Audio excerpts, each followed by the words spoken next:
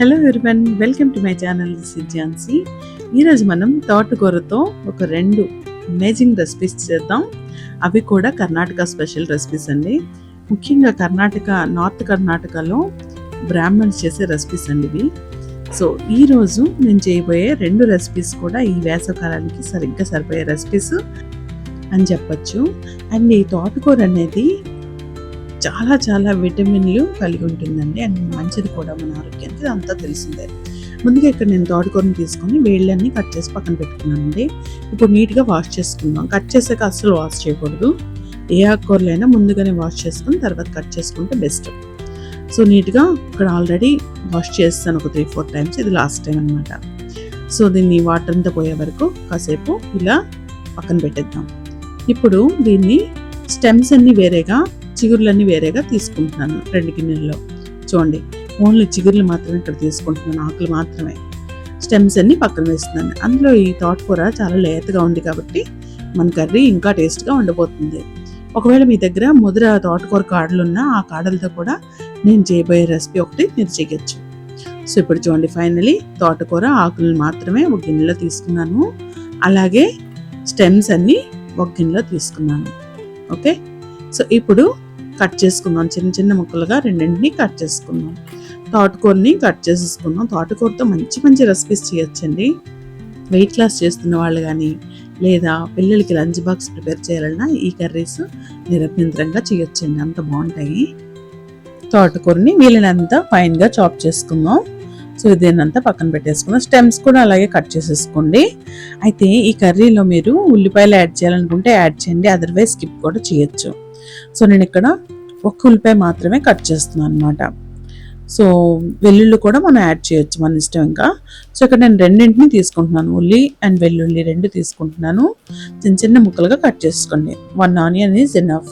తర్వాత ఆయిల్ కూడా చాలా తక్కువ యూజ్ చేయాలండి. ఈ 2 కర్రీస్ కూడా చాలా తక్కువ ఆయిల్ యూజ్ చేయాలి. సో ఇక్కడ నేను ఒక 2 స్పూన్స్ అరౌండ్ ఆయిల్ తీసుకున్నాను. అలాగే దానిలో ఒక 1/2 స్పూన్ వరకు పచ్చెనగపప్పు, అలాగే 1/2 స్పూన్ ఆవాలు, అలాగే కొంచెం జీలకర్ర ఒక 1/2 స్పూన్ వరకు యాడ్ చేశాను. ఇది కొంచెం ఫ్రై అయినంగానే ఆనియన్స్ని యాడ్ చేద్దాం. ఆనియన్స్ని యాడ్ చేశాక ఇంకా మనకి ఇష్టమైతే పచ్చిమిర్చి కూడా యాడ్ చేసుకోవచ్చు, లేదా ఎండుమిర్చి అయినా యాడ్ చేయొచ్చు. మొత్తం అంతా ఫ్రై చేసుకోండి. అండ్ ఈ కర్రీ చపాతీతో చాలా బాగుంటుందండి. అలాగే రైస్తో కూడా బాగానే ఉంటుంది, బట్ చపాతీతో కూడా బాగుంటుంది. రెండింటితో మీరు ట్రై చేయొచ్చు. అలాగే ఇక్కడ ఎండుమిరపకాయలను వేసుకున్నాను. ఏదైనా ఫ్రై కర్రీలో ముఖ్యంగా ఆకుకూరలతో ఎండుమిరపకాయలు బాగుంటాయండి, అందుకే ఇక్కడ ఎండుమిరపకాయలు వేస్తున్నాను. కొంచెం వేగగానే వెల్లుల్లి కూడా యాడ్ చేద్దాం. ఇక్కడ ఒక 4-5 వెల్లుల్లిని కట్ చేసి యాడ్ చేసుకున్నాను. ఇవి మరీ అంతగా వేగక్కర్లేదండి, కొంచెం ట్రాన్స్పరెంట్ అవగానే మనం పసుపు, ఉప్పు అవన్నీ యాడ్ చేద్దాం. ముందుగా నేను ఇక్కడ 1/2 స్పూన్ పసుపు, 1/2 స్పూన్ వరకు కారపొడి యాడ్ చేశాను. అలాగే ఉప్పు కూడా చాలా తక్కువ ముందు వేసుకోవాలి, ఎందుకంటే ఏ ఆకుకూరకైనా ముందుగా ఉప్పు యాడ్ చేయకూడదు. సో ఇక్కడ నేను ఒక 1/2 స్పూన్ వరకు ఉప్పు కూడా యాడ్ చేశాను. ఎక్కువ యాడ్ చేయలేదు, తర్వాత కావాలంటే యాడ్ చేసుకోవచ్చు. తర్వాత కట్ చేసి పక్కన పెట్టుకున్న తోటకూరను కూడా యాడ్ చేసుకోండి.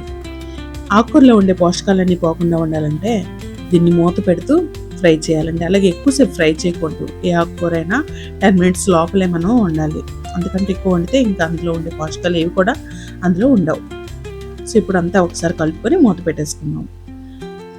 మూత పెట్టడం అనేది చాలా క్రూషియల్ అనమాట. అలాగే మీడియం ఫ్లేమ్లో మాత్రమే వండాలి ఏ ఆకుకూరలైనా.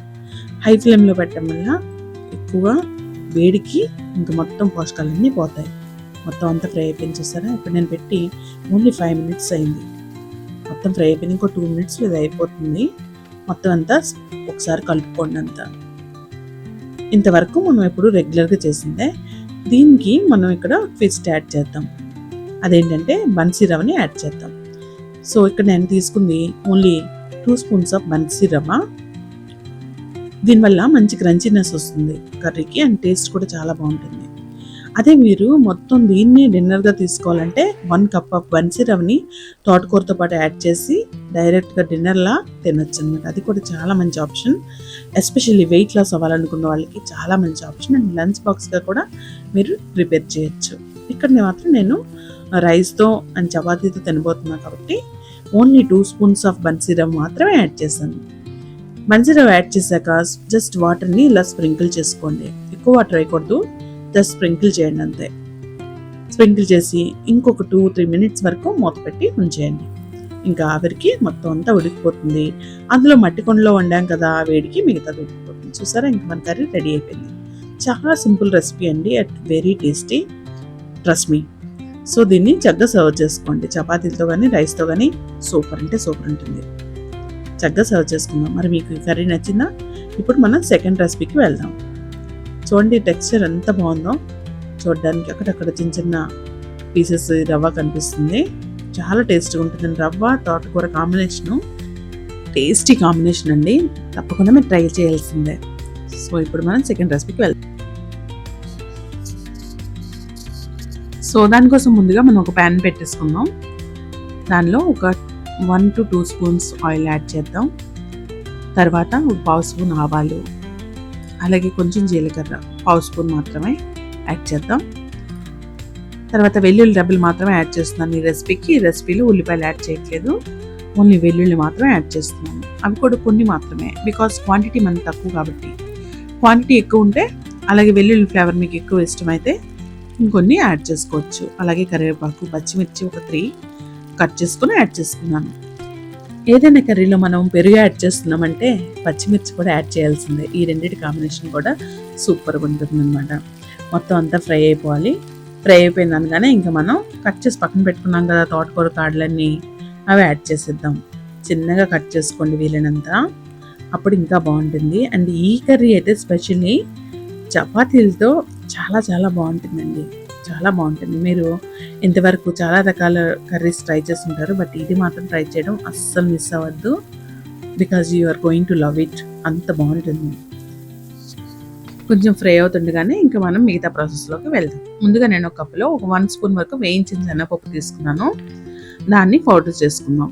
అలాగే ఒకసారి కర్రీ అంతటిని ఒకసారి కలుపుకొని మూత పెట్టేసుకొని మనం మిగతా ప్రాసెస్కి వెళ్దాం. ఇప్పుడు కొంచెం ఫ్రై అయింది అనగానే వాటర్ యాడ్ చేసుకుందాం. ఇక్కడ మనం ఎక్కువ వాటర్ యాడ్ చేయకూడదు, ఓన్లీ ఈ ముక్కలను ఉడకడానికి మాత్రమే ఒక 1/2 కప్ వరకు వాటర్ యాడ్ చేయండి. చూడండి మాత్రం చాలు. ఇప్పుడు మూత పెట్టేసుకొని పక్కన పెట్టుకుందాం. తర్వాత మనం తీసుకున్నాం కదా వేయించిన శనగపప్పుని పౌడర్ చేసుకుని మిక్సీలో అయినా పౌడర్ చేయొచ్చు, లేదంటే ఇలా అయినా పౌడర్ చేసుకోండి. ఇది చాలా చాలా టేస్ట్ని ఇస్తుందండి, కర్రీకి ఒక స్పెషల్ టేస్ట్ని ఇస్తుంది అనమాట. చూడండి ఇలా వచ్చింది. అక్కడక్కడ చిన్న చిన్నగా ఉన్నా కూడా పర్వాలేదు, బాగుంటుంది. ఇప్పుడు మనం పెరుగును కూడా తీసుకుందాం. ఒక 4 table spoons or 5 table spoon వరకు పెరుగు తీసుకుందాం. ఇది ఇంట్లో చేసిన హోమ్ మేడ్ పెరుగండి, గేదె పాలతో చేసినవి. చక్కగా మనం హోమ్ మేడ్ పెరుగు తినడం అనేది చాలా ఇంపార్టెంట్ అండి.